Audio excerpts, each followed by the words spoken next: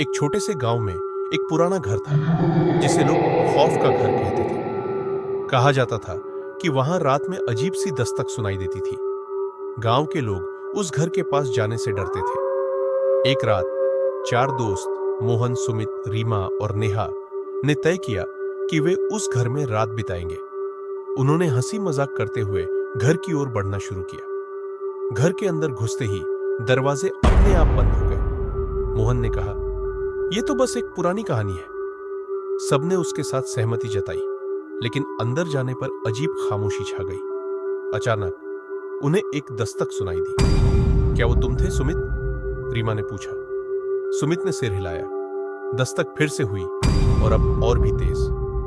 हम बाहर चले, नेहा ने डरते हुए कहा। लेकिन तभी एक पुरानी दीवार पर लगी तस्वीर ने सबका ध्यान खींचा।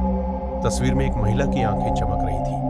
जैसे ही मोहन ने तस्वीर को छूने की कोशिश की, जोरदार चीख सुनाई दी। सब घबरा गए। ये क्या था? सुमित ने डर के मारे कहा। तभी खिड़कियों से एक काली परछाई अंदर आई और उनकी ओर बढ़ने लगी। तुमने मुझे जगाया है, वह परछाई बोली।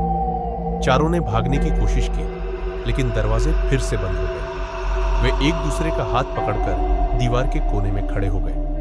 हमें इसे हर हाल में रोकना होगा, मोहन ने कहा। सबने एक दूसरे को प्रोत्साहित किया और उस परछाई का सामना करने का निर्णय लिया।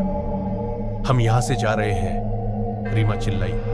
परछाई ने हंसते हुए कहा, तुम कहीं नहीं जा सकते। इसी बीच मोहन ने तस्वीर की ओर देखा और चिल्लाया, इससे हमें मदद मिलेगी। उसने तस्वीर को तोड़ने की कोशिश की। जैसे ही वह उसे तोड़ा, कमरे में एक जोरदार विस्फोट हुआ और सब कुछ धुंधला हो गया। अगली सुबह गांव वाले उस घर के पास आए। दरवाजा खुला था, लेकिन अंदर कोई नहीं था। बस दीवार पर एक टूटी हुई तस्वीर थी, जिसमें अब कोई नहीं था। गांव वाले कहते हैं कि रात को उस घर से अब भी दस्तकें सुनाई देती हैं, लेकिन कोई वहां जाने की हिम्मत नहीं करता। चार दोस्तों का नाम आज भी गांव में डर के साथ लिया जाता है, क्योंकि कभी-कभी पुरानी कहानियां सच हो जाती हैं